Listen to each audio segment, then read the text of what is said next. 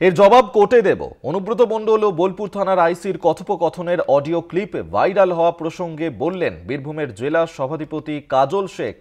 Audio clip viral করেছেন কাজল। শুভেন্দুর দাবির বিরুদ্ধে পাল্টা জবাব কাজলের। বীরভূম জেলা তৃণমূল কংগ্রেসের চেয়ারপারসন তথা রামপুরহাটের তৃণমূল বিধায়ক আশিস বন্দ্যোপাধ্যায় শারীরিকভাবে অসুস্থ, এদিন তাকেই দেখতে গিয়েছিলেন কাজল শেখ এবং সেখানে গিয়ে এই মন্তব্য করেছেন। কি বলেছেন কাজল শেখ এই প্রসঙ্গে শোনাবো আপনাদের। এর জবাব আমি কোর্টে দেব, কারণ তিনি না জেনে না শুনে কোনো একজন ব্যক্তির উপর এই ধরনের ক্লেম আনছেন, বিরোধী দলনেতা হিসাবে এটা আনা উচিত নয়। তিনি এই ধরনের কাজ করে থাকেন জানি আমরা। আমি এর জবাবটা কোর্টেই দেবো, আদালতে ওনার সঙ্গে আমার দেখা হবে। এ বিষয়ে সর্বোচ্চ পর্যায়ে তদন্ত চলছে, আইনের পথে চলবে। যেহেতু এটা তদন্ত চলছে, তদন্ত সাপেক্ষ বিষয়, সেহেতু এ বিষয়ে কোনো মন্তব্য করা উচিত বলে আমি মনে করি না। আমরা শুনলেন যে কাজল শেখ তিনি ঠিক কি বলেছেন, এর জবাব কোর্টে দেব তিনি কিন্তু এমনটাই বলেছেন। অনুব্রত মণ্ডল এবং বোলপুর থানার আইসির যে কথোপকথনের অডিও ক্লিপ ভাইরাল হয়েছিল সেই প্রসঙ্গে এই কথাই বলেছেন বীরভূমের জেলা সভাধিপতি কাজল শেখ।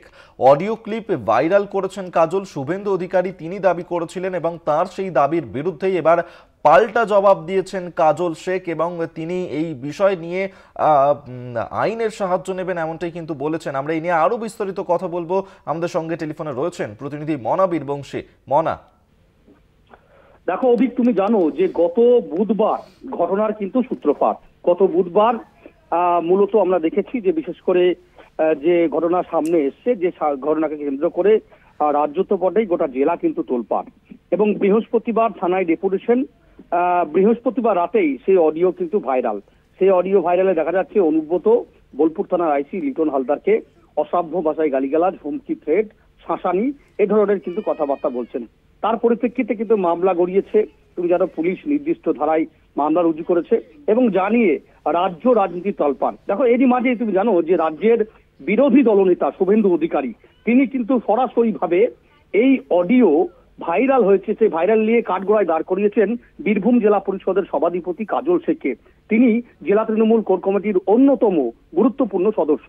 তুমি জানো যে একমাত্র যদি এই অডিওটা সত্যই হয়ে থাকে তাহলে অনুব্রত মণ্ডলের সাথে আইসির কথা হয়েছে বোলপুর থানার। অনুব্রত মণ্ডল নিশ্চয়ই এই অডিও ক্লিপ ভাইরাল করবেন না। আইসি ভাইরাল করেছেন, তাহলে বোলপুর থানার আইসি লিটন হালদার যদি যে ভাইরাল করেছেন কাজলকে, যদি সেই কাজল কিন্তু মূলত এই অডিও ভাইরাল করেছেন। অনুব্রত মণ্ডল এবং আইসি কথোপকথন এই ভাইরাল কাজল শেখ করেছেন, এমনটাই কিন্তু দাবি করেছেন শুভেন্দু অধিকারী। খুব স্বাভাবিকভাবেই দেখো আমরা দেখলাম যে কাজল শেখ তার পরিপ্রেক্ষিতে বলছেন যে সম্পূর্ণ অসত্য কথা বলছেন শুভেন্দু অধিকারী এবং শুভেন্দু অধিকারীকে কাজল শেখ পাল্টা দেখে নেওয়ার হুঁশিয়ারি দিচ্ছেন। কাজল শেখ বলছেন যে আমি এই সামগ্রিক বিষয় নিয়ে আদালতে যাব এবং আদালতেই শুভেন্দু অধিকারীর সাথে কথা হবে। অর্থাৎ কাজলও কিন্তু পাল্টা হুঁশিয়ারি দিল বিরোধী দল নেতা রাজ্যের শুভেন্দু অধিকারীকে, চ্যালেঞ্জ ছুড়ল যে তিনি যে সম্পূর্ণ কথা সত্য বলেন এমনটা নয়। 100টা কথার মধ্যে 98টা কথা শুভেন্দু অধিকারী মিথ্যা কথা বলেন। খুব স্বাভাবিকভাবেই এই যে অডিও ক্লিপ ভাইরাল হয়েছে যেটি কাজল শেখের মধ্য দিয়ে হয়েছে, এই কথা সম্পূর্ণ মিথ্যা, এমনটাই কিন্তু জেলা পরিষদের সভাধিপতি কাজল শেখ কিন্তু দাবি করলেন। জানিয়ে আবারও নতুন করে একটা বিতর্কর ডানা বাঁধলো বীরভূম জেলার রাজনৈতিক মহলে, রাজ্যের রাজনীতি মহলে, সেটা আর বলার অপেক্ষা রাখে না। রবি, ধন্যবাদ মনা তোমায়। মনা বীরবংশী আমাদের সঙ্গে টেলিফোনে ছিলেন প্রতিনিধি। আপনাদেরকে আরেকবার জানিয়ে রাখবো এর জবাব কোর্টে দেব এমনটাই বলেছেন কাজল শেখ। এর জবাব কোর্টে দেব। অনুব্রত মণ্ডল এবং বোলপুর থানার আইসির কথোপকথনের অডিও ক্লিপ ভাইরাল হওয়া প্রসঙ্গে একথাই বললেন বীরভূম জেলা সভাধিপতি কাজল শেখ।